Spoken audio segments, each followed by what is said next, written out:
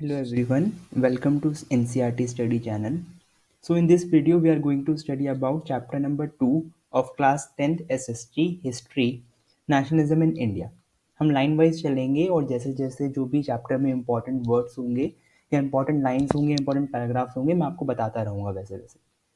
तो हम बात करें नेशनलिज्म इन इंडिया की तो सबसे पहले बात करते हैं नेशनलिज्म शब्द का मतलब क्या होता है। नेशनलिज्म शब्द का मतलब होता है राष्ट्रवाद। राष्ट्रवाद को अगर मैं और एक्सप्लेन करूं तो राष्ट्र के प्रति प्रेम दिखाना, इंग्लिश में अगर बोले तो feeling of love towards our own country या feeling of pride towards our own country. तो अपने देश के प्रति प्रेम जताना, अपने देश के प्रति प्रेम भावना लाना, इसको हम कहते हैं नेशनलिज्म इन इंडिया। अगर हम फर्स्ट पेज की बात करें तो फर्स्ट पेज पे एक इंट्रो टाइप दे रखा है, तो इसको हम ज़्यादा डिटेल में नहीं पढ़ेंगे, इसमें लाइन वाइज नहीं चलेंगे। बट अगर मैं मेन मेन बातों की लाइन की बात करूं तो एक ये लाइन काफ़ी इंपॉर्टेंट है, जैसे the sense of being oppressed under colonialism provided a share bond that tied many different groups together, but each class and group felt the effects of colonialism differently. Their experience were varied and their notions of freedom were not always the same. मतलब जैसे हमें पता है कि India में काफ़ी ज़्यादा diversity है, अलग अलग ग्रुप्स हैं, अलग अलग डिफरेंट डिफरेंट टाइप्स के रिलीजन हैं, डिफरेंट डिफरेंट टाइप्स के लोग रहते हैं, डिफरेंट कल्चर से उनका डिफरेंट लैंग्वेजेस बोलते हैं, है ना। तो ऐसे काफ़ी डाइवर्सिटी है इंडिया के अंदर, तो इन सब लोगों का जो है व्यूज़ भी काफ़ी डिफरेंट होते हैं। पर क्या था कि सब ब्रिटिशर्स के अंडर ही थे, तो मतलब यही जो फीलिंग थी कि हमें जो है ब्रिटिशर्स ऑप्रेस कर रहे हैं, यानी कि sense of being oppress under colonialism, ये जो एक कॉमन फीलिंग थी सबके अंदर, ये एक कॉमन फीलिंग ही एक वो बना, शेयर्ड बॉन्ड बना, जिसमें डिफरेंट ग्रुप्स थे, डिफरेंट रिलीजन्स थे, डिफरेंट लैंग्वेजेस के लोग थे, उन सबको साथ में जोड़ के रखा। पर जितने भी डिफरेंट ग्रुप्स थे उनको कॉलोनिज्म का इफेक्ट डिफरेंटली महसूस हुआ। मतलब जैसे एक फार्मर है फॉर एग्जांपल, तो उसके लिए फ्रीडम का मतलब क्या हो सकता है, उसके लिए फ्रीडम का मतलब हो सकता है कि उसकी जो भी क्रॉप्स हैं, तो क्रॉप्स बेचने पर जितना भी पैसा मिलता है वो सारा पैसा उसको ही मिले, ब्रिटिशर्स के पास कोई शेयर ना जाए, उसके लिए फ्रीडम का मतलब ये हो सकता है। या वो अपनी मर्जी से कोई भी क्रॉप ग्रो कर सके, उसके लिए फ्रीडम का मतलब ये हो सकता है। पर एक लैंडलॉर्ड के अंदर जिसकी ज़मीन जो है वो ब्रिटिशर्स ने अपने कब्जे में ले ली है, उसके लिए फ्रीडम का मतलब ये हो सकता है कि जितनी भी ज़मीन है, जो भी उसकी ज़मीन थी पहले ब्रिटिशर्स के आने से पहले, वो उसको वापस मिल जाए। तो हर ग्रुप के लिए जो कॉलोनिज्म का इफेक्ट था, मतलब उन पे क्या प्रभाव पड़ा कॉलोनिज्म का, वो डिफरेंट है, उनके एक्सपीरियंस भी डिफरेंट है, और उनके नोशंस ऑफ फ्रीडम, मतलब जो क्या उनके लिए फ्रीडम का मतलब है, वो सबके लिए अलग अलग था। हम बार बार एक वर्ड यूज कर रहे हैं, कॉलोनिज्म। कॉलोनिज्म का मतलब क्या होता है, यहाँ पे भी लिखा है एंटी कॉलोनियल मूवमेंट कॉलोनिज्म। तो कॉलोनिज्म क्या होता है, हम एक एग्जांपल लेते हैं, जब भी एक कंट्री दूसरी कंट्री के ऊपर राज करती है या उसको अपने कब्जे में कर लेती है, जैसे फॉर एग्जांपल ब्रिटिशर्स ने इंडिया को अपने कब्जे में किया था। तो ब्रिटिशर्स ने जैसे इंडिया को अपने कब्जे में किया, वैसे कोई और कंट्री भी किसी और कंट्री को कब्जे में कर सकती है। तो जिस कंट्री पर, जिस देश पर कब्जा किया जाता है, उस कंट्री को हम बोलते हैं कॉलोनी। ठीक है, जिस भी देश पर कब्जा किया जाता है उसको हम बोलते हैं कॉलोनी। और ये जो प्रोसेस होता है, ये जो मेथड होता है, जैसे कॉलोनी बनाने वाला जो मेथड होता है, इस प्रोसेस को हम बोलते हैं कॉलोनिज्म। मतलब जो ब्रिटिशर्स कर रहे थे उसको क्या बोलते हैं, कॉलोनिज्म। और जिस देश पे राज करते हैं उसको हम बोलते हैं कॉलोनी। आगे बढ़ते हैं।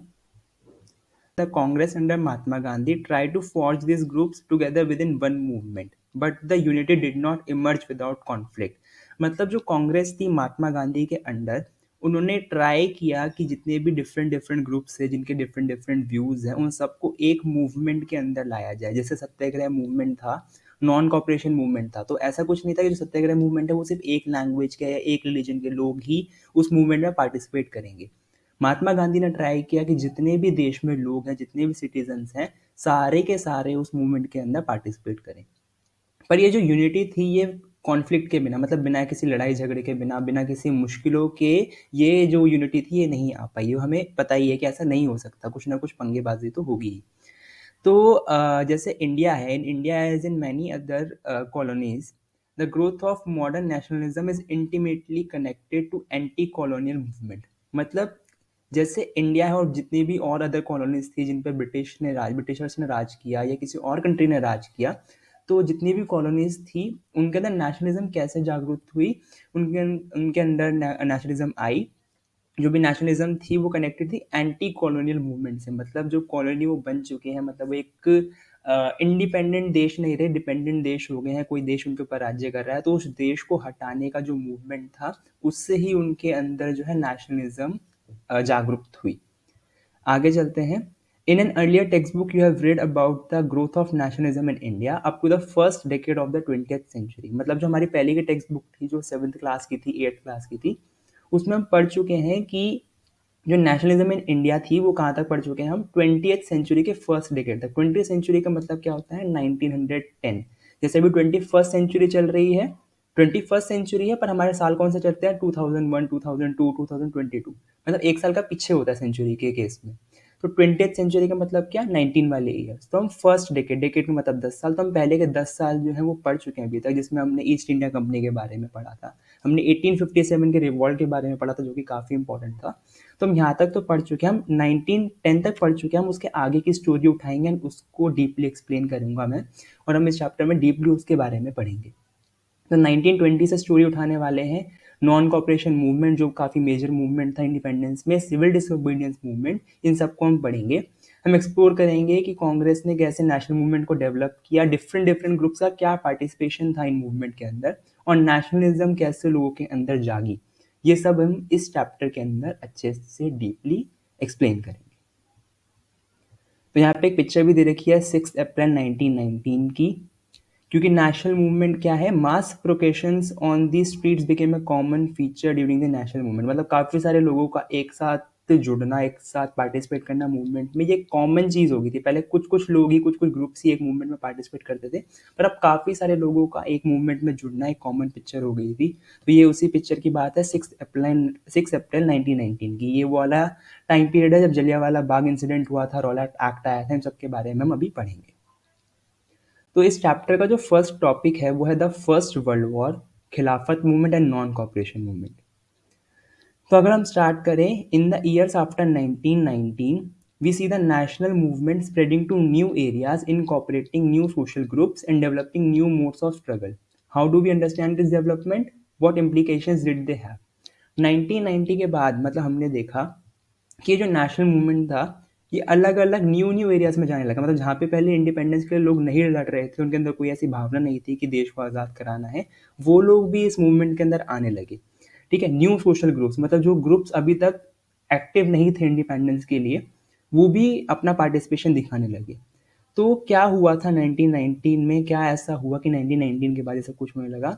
तो फर्स्ट वर्ल्ड वॉर के अगर आपको ईयर्स याद हों, तो फर्स्ट वर्ल्ड वॉर यानी कि पहला विश्व युद्ध जो हुआ था वो हुआ था 1914 से लेकर 1919 तक। माने 1914 से लेकर 1919 तक फर्स्ट वर्ल्ड वॉर हुआ था। तो फर्स्ट वर्ल्ड वॉर के बाद काफ़ी सारी चीज़ें बदल गई थी। फर्स्ट वर्ल्ड वॉर के टाइम पे काफ़ी कुछ हुआ था जिसकी वजह से जो लोगों के अंदर गुस्सा था ब्रिटिशर्स के प्रति वो काफ़ी ज़्यादा जाग गया था, काफ़ी ज़्यादा बढ़ गया था। वर्ल्ड वॉर का अगर मैं बात करूँ, वर्ल्ड वॉर अगर किसी को ना पता हो, विश्व युद्ध में क्या होता है, वॉर होता है जब एक नॉर्मल कंट्रीज के बीच में होती है, जैसे इंडिया पाकिस्तान के बीच में हुई थी, इंडिया चाइना के बीच में हुई थी, इंडो चाइना वॉर जो होता है, इंडो पाकिस्तान वॉर जो होता है। वर्ल्ड वॉर होती है जब 4-5 देश या काफ़ी सारी कंट्रीज जो हैं डिवाइड, जो वर्ल्ड है पूरा वो डिवाइड हो जाता है दो टीम्स के अंदर, दो या दो से ज़्यादा टीम्स के अंदर। ठीक है, एंड काफ़ी सारी कंट्रीज जो होती हैं उस वॉर के अंदर इंक्लूडेड होती हैं, काफ़ी सारी कंट्रीज जो इस वॉर में पार्टिसिपेट करती है, तो ये होता है वर्ल्ड वॉर। तो विश्व युद्ध पहला जो हुआ, दो विश्व युद्ध हुए हैं अभी तक, एक हुआ था 1939 में और एक हुआ था 1914 में। तो 1914 से 1919 तक फर्स्ट वर्ल्ड वॉर चला था 5 साल के लिए। तो क्या हुआ था वर्ल्ड वॉर में, ये हम पढ़ने वाले हैं। First of all, the war created a new economic and political situation. मतलब वॉर ने क्या किया था, वॉर यहाँ पे कौन सी वॉर की बात हो रही है, फर्स्ट वर्ल्ड वॉर की। तो वॉर ने एक new economic and political situation ला दी थी। इकोनॉमिक मतलब पैसे से रिलेटेड एंड पॉलिटिकल मतलब राजनीति से रिलेटेड। तो राजनीति क्या बोलते हैं, इंस्टेबिलिटी आ गई थी देश में, और एक देश में नहीं पूरी दुनिया में बल्कि। और इकोनॉमिक का मतलब पैसे से रिलेटेड, पैसे से रिलेटेड क्या प्रॉब्लम हुई थी ये आगे पढ़ते हैं। It led to a huge increase in defense expenditure, which was financed by war loans and increasing taxes. Custom duties were raised and income tax was introduced. तो क्या होता है, जब भी कोई लड़ाई होती है तो उसमें काफ़ी ज़्यादा पैसा खर्च होता है। पैसा कहाँ कहाँ पे खर्च होता है, जैसे जो लड़ाई में इक्विपमेंट्स यूज़ हो रहे हैं, वेपन्स यूज़ हो रहे हैं, बुलेट्स वगैरह, टैंक्स वगैरह। ठीक है, जितना भी आर्मर यूज़ हो रहा है, बॉम्ब्स वगैरह यूज़ हो रहे हैं, टैंक्स के शेल्स यूज़ हो रहे हैं, उनमें काफ़ी खर्चा होता है ना। मतलब जो भी सामान हम वॉर लड़ने के लिए यूज़ कर रहे हैं, गन्स वगैरह, ये सब में काफ़ी पैसा खर्च होता है। और जो सोल्जर्स इंजर्ड हो गए हैं उनके इलाज में, जो सोल्जर्स की जिनकी डेथ हो गई है उनकी फैमिली को कुछ कंपनसेशन देने के लिए, उनकी फैमिली को फाइनेंशियली सपोर्ट करने के लिए, इसमें काफ़ी पैसा खर्च होता है। वॉर में क्या होता है, काफ़ी ज़्यादा प्रॉपर्टी का लॉस भी होता है, जैसे ब्रिजेस वगैरह तोड़ देते हैं या बिल्डिंग्स वगैरह टूट जाती है, या जो उन्होंने बंकर्स बनाए होते हैं आर्मी के, जो टेंट्स बनाए होते हैं वो डिस्ट्रॉय हो जाते हैं।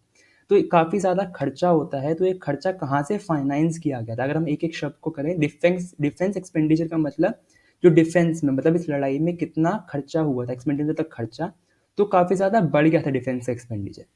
तो ये डिफेंस एक्सपेंडिचर कहाँ से हम फाइनेंस कर रहे थे, कहाँ से इसके लिए पैसा आ रहा था, तो दो जगह से पैसा आ रहा था।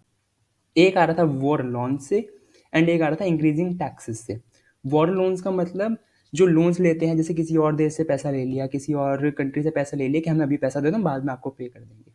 ठीक है, तो वॉर के लिए लोन्स लिए गए थे, ब्रिटिशर्स ने लोन लिए थे। ब्रिटिश मतलब जो ब्रिटेन था वो वर्ल्ड वॉर में पार्टिसिपेट कर रहा था, इंडिया तो इंडिपेंडेंट नहीं था तब। तो इंडिया के जो पीपल थे, मतलब जो विलेजर्स थे, जो इंडिया के सोल्जर्स थे, वो ब्रिटिशर्स के अंडर, मतलब ब्रिटिशर्स की तरफ से वर्ल्ड वॉर लड़ रहे थे। इंडिया प्रॉपरली पार्टिसिपेट नहीं कर रहा था वर्ल्ड वॉर में, पर इंडिया के जो लोग थे उनको ब्रिटिशर्स के अंडर थे, क्योंकि तो उनको वर्ल्ड वॉर लड़ना पड़ा।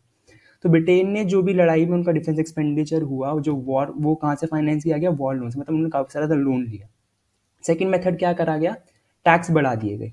टैक्स बढ़ाने का मतलब कस्टम ड्यूटीज वर रेस। कस्टम ड्यूटीज होती है, कुछ भी हम सामान खरीदते हैं तो उस पर कुछ थोड़ा बहुत टैक्स देना पड़ता है, तो उसको हम उन्होंने बढ़ा दिया था। ट्रेड करना पड़ता है, जैसे कुछ हम सामान किसी और स्टेट में, किसी और कंट्री में भेज रहे हैं, कुछ भी हो रहा है, तो उसके अंदर उन्होंने टैक्स बढ़ा दिया। अब लोगों को ज़्यादा पैसे खर्च करने पड़ रहे थे। और इनकम टैक्स वॉज इंट्रोड्यूस, मतलब 1919 के बाद इनकम टैक्स को लाया गया था। इनकम टैक्स क्या होता है, आप कुछ भी कमाते हो, अभी भी इनकम टैक्स का कॉन्सेप्ट चल रहा है। आप कुछ भी कमाते हो तो आपको उसका थोड़ा सा अमाउंट, थोड़ा सा परसेंटेज जो पहले से फिक्स होता है, वो टैक्स के रूप में अपनी सरकार को देना होता है। तो income tax was introduce through the war years, prices were increase doubling between 1913 and 1918। मतलब जो युद्ध के साल थे उसमें जो प्राइसेस थे वो डबल हो गए। 1913 से 1918, मतलब 1913 से 1918 तक जो प्राइसेस थे वो डबल हो गए। अगर कोई एक चीज़ 5 रुपए की थी, वो चीज़ 10 रुपए की होगी वॉर के टाइम पे। इसकी वजह से क्या हुआ, कॉमन लोगों को काफ़ी दिक्कत आने लगी, क्योंकि उनकी सैलरी वही थी जो वो कमा रहे थे जिस भी चीज़ से। जैसे क्रॉप जो है 5 रुपए में ही बिक रही है, पर अगर कब कुछ चीज़ 10 रुपए की हो गई है पर उनके पास है तो 5 रुपए ही ना, तो उनके लिए काफ़ी हार्डशिप होने लगी, मतलब काफ़ी डिफिकल्टी होने लगी कॉमन पीपल को। तो एक रीज़न ये था जिसकी वजह से, क्योंकि जो ब्रिटिशर्स से वो लड़ाई कर रहे थे, इनकम टैक्स को इंट्रोड्यूस कर दिया, प्राइसेस धीरे धीरे करके बढ़ते जा रहे थे। अब जैसे जैसे प्राइस बढ़े, सरकार के प्रति जो क्या है, गुस्सा ज़्यादा बढ़ता चले जाएगा। तो पहला रीज़न क्या था कि जो डिफेंस एक्सपेंडिचर था वो प्राइसेस बढ़ रहे थे, उसकी वजह से फाइनेंस करने की वजह से वो टैक्सेस बढ़ा दिए थे, तो काफ़ी ज़्यादा हमारे जो प्राइसेस थे वो बढ़ रहे थे वॉरियर्स में।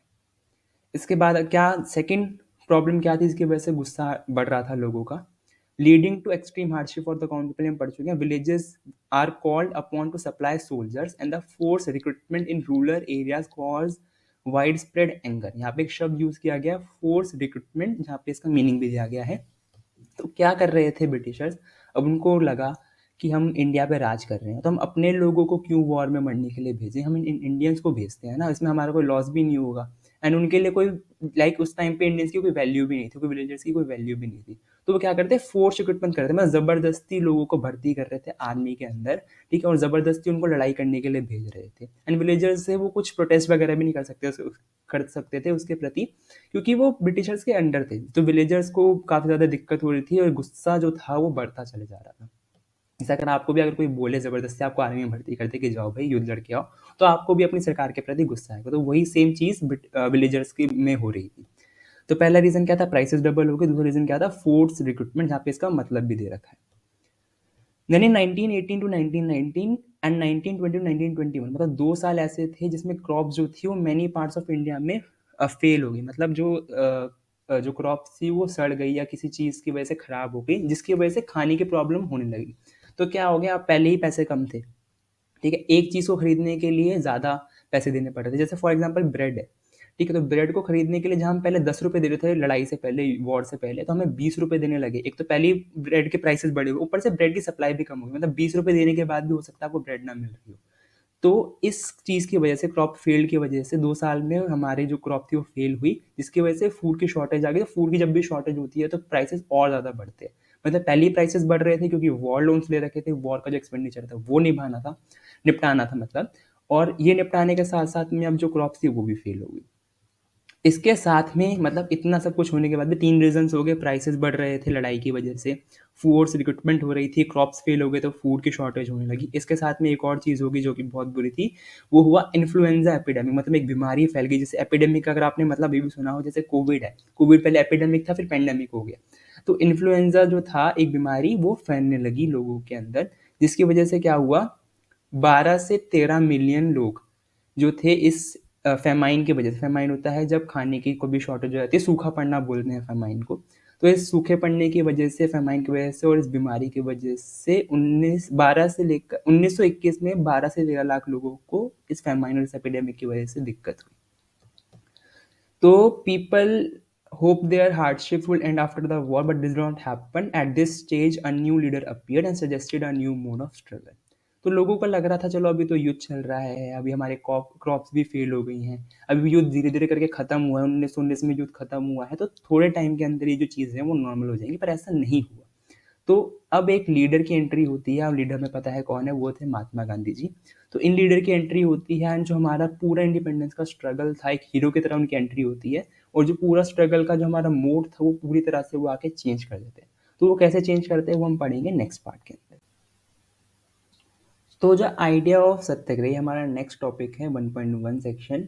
महात्मा Gandhi return to India in January 1915। Mahatma Gandhi जो थे वो इंडिया वापस आए जनवरी 1915 में। कहाँ से वापस आए, वो वापस आए थे साउथ अफ्रीका में, जहाँ पे उन्होंने लॉ की पढ़ाई की थी और एक लॉयर की तरह उन्होंने प्रैक्टिस भी किया था। वहीं पे उन्होंने लॉयर का जो काम होता है, लॉ जो था, जो कानून होता है, वो सब कुछ सीखा था। तो 1914 तक उन्होंने वहाँ पे सब कुछ सीखा एंड वहाँ पे भी वो काफ़ी सारे मूवमेंट्स लड़के आ चुके थे। ऐसा नहीं था कि उन्होंने इंडिया में आके ही ऐसी चीज़ें करना स्टार्ट की थी, एक लीडर का रोल निभाना स्टार्ट किया था। ये सब काम जो है वो साउथ अफ्रीका में पहले करके आ चुके थे। ये जितने भी मूवमेंट्स से जितने भी आइडियाज़ थे वो वहाँ पे पहले वो इम्प्लीमेंट कर चुके थे, मतलब वहाँ पे एक बार वो ट्राई कर चुके थे, वहाँ पे सक्सेसफुल हुए तो उन्होंने यहाँ पे भी आके ट्राई किया। The Mahatma Gandhi returned to India in January 1915. As you know, he had came from South Africa where he had successfully fought the racist regime with a noble method of mass agitation which is called the Satyagraha.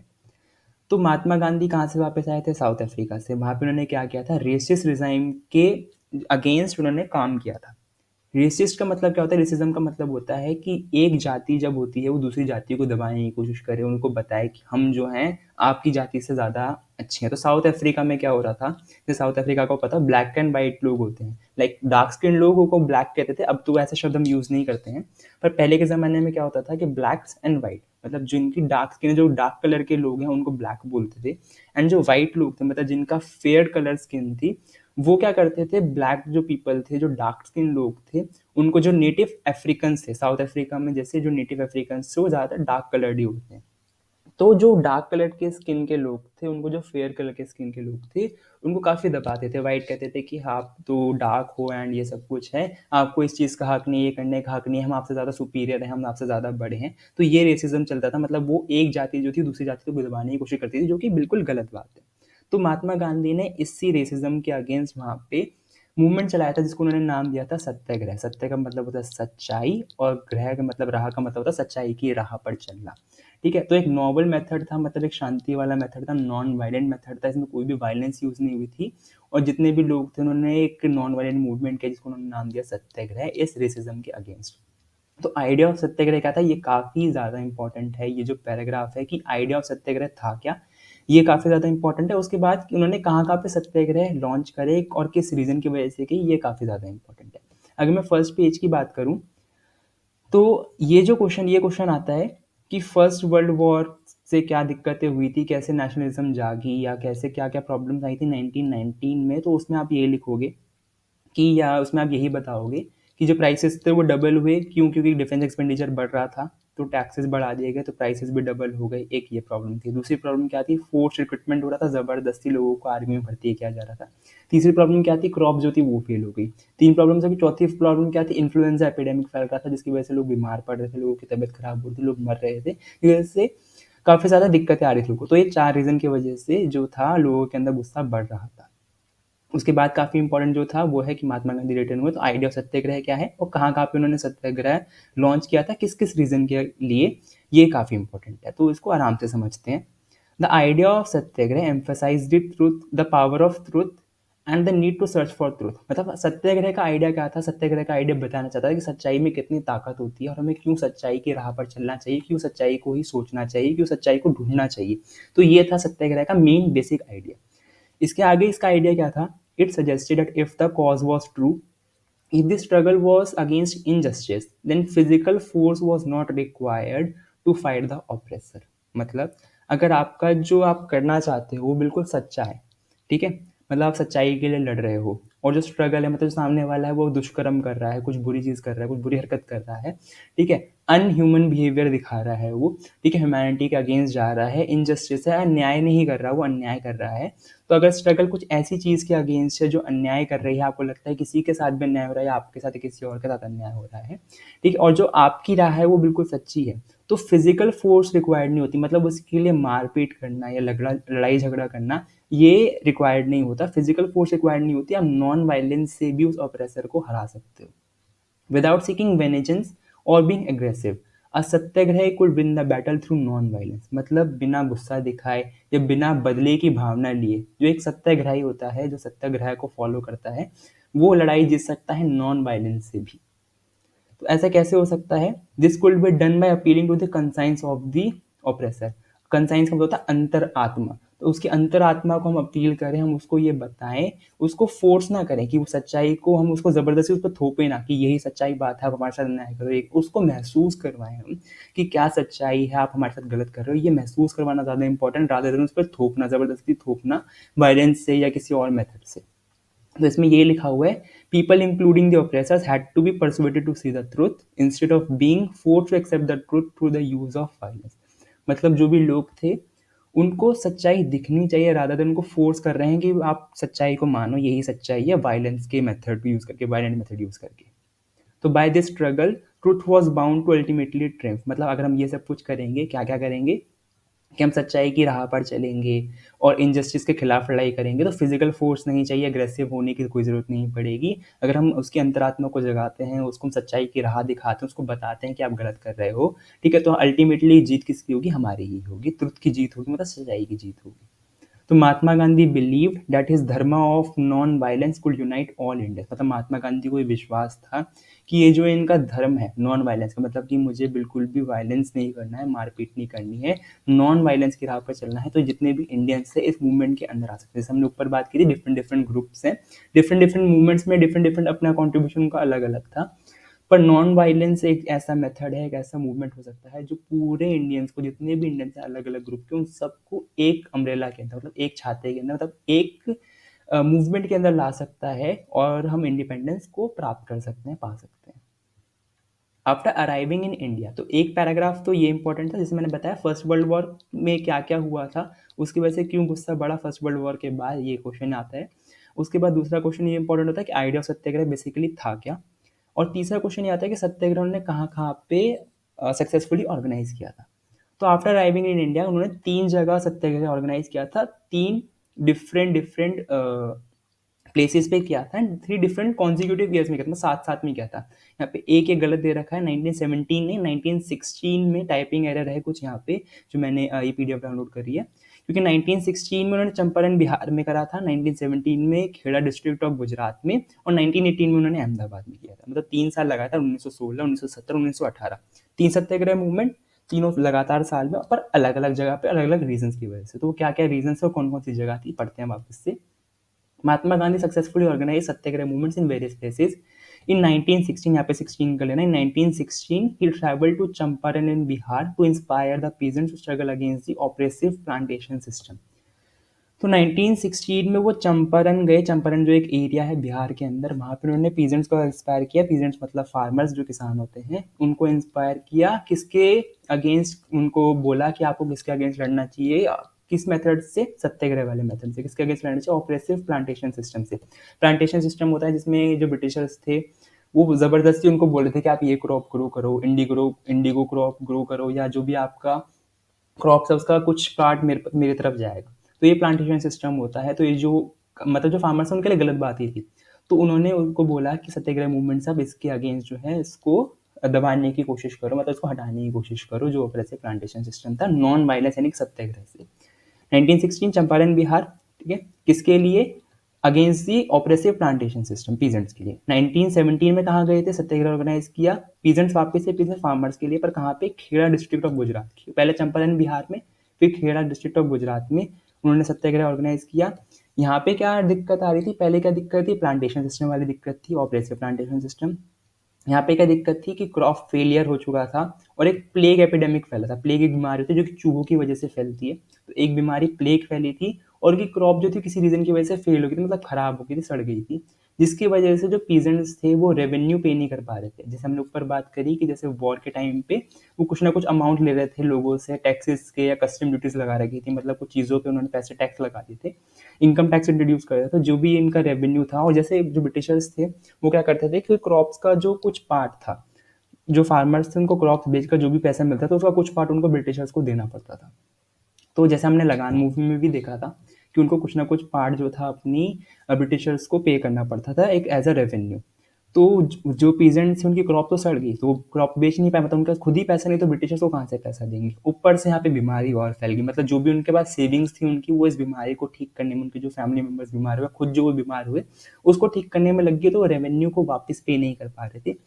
तो उन्होंने demand किया कि जो revenue collection है उसको relax किया जाए, मतलब ये जो रेवेन्यू कलेक्ट किया जा रहा है इसको रिलैक्स किया जाए, इसको थोड़े टाइम के लिए उन्होंने कहा कि अगर आप ना लो तो हमारे लिए काफ़ी अच्छा होगा, जब तक ये प्लेग एपिडेमिक फेल होता है और अगले साल जब हमारी क्रॉप वापस से उगेगी तो हम आपको पे कर देंगे। पर ब्रिटिशर्स, जैसे आपको पता है कि वो नहीं मान रहे थे। तो इस मूवमेंट, इसके अगेंस्ट उन्होंने एक मूवमेंट क्या चालू किया, सत्याग्रह मूवमेंट स्टार्ट किया, किसने, महात्मा गांधी जी ने। तो 1916 चंपारण बिहार प्लांटेशन सिस्टम के अगेंस्ट। 1917 सत्याग्रह मूवमेंट कहाँ पे ऑर्गेनाइज किया, खेड़ा डिस्ट्रिक्ट ऑफ गुजरात, किसके अगेंस्ट, क्यों क्यों खेड़ा डिस्ट्रिक्ट में क्या दिक्कत आ रही थी, क्रॉप फेलियर हो गया था, प्लेग एपिडेमिक, जिसकी वजह से वो रेवेन्यू पे नहीं कर पा रहे थे। इसके बाद 1918 में कहाँ पे गए, 1918 में गए अहमदाबाद में, अहमदाबाद वापस से गुजराती, तो गुजरात में पहले खेड़ा डिस्ट्रिक्ट, उसके बाद फिर 1918 में अहमदाबाद में गए, वहाँ पे सत्याग्रह मूवमेंट ऑर्गेनाइज किया कॉटन मिल वर्कर्स के लिए। तो 3 सत्याग्रह मूवमेंट, एक सत्याग्रह मूवमेंट 1916 में चंपारण बिहार, 1917 खेड़ा डिस्ट्रिक्ट गुजरात और 1918 अहमदाबाद गुजरात। तो 3 सत्याग्रह मूवमेंट्स। आइडिया ऑफ सत्याग्रह क्या था, फर्स्ट वर्ल्ड वॉर क्या था, आई होप आपको समझ में आ गया होगा। इसके आगे से हम कंटिन्यू करेंगे हमारी नेक्स्ट वीडियो में। Thank you.